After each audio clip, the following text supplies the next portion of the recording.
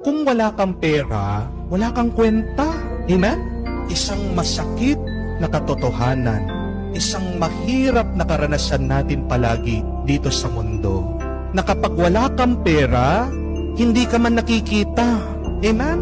Kapag wala kang pera, binabaliwala ka.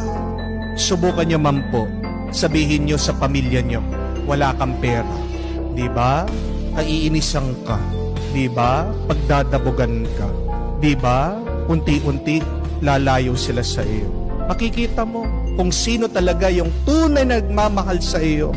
Pag wala kang pera, kung sining mananatili, kung sino tatanggap sa iyo, yun yung totoo, tapat, at tunay na nagmamahal sa iyo. Amen? Pero katotohanan, na pag wala tayong pera, iniiwasan tayo ng mismong pamilya at kamag-anak natin.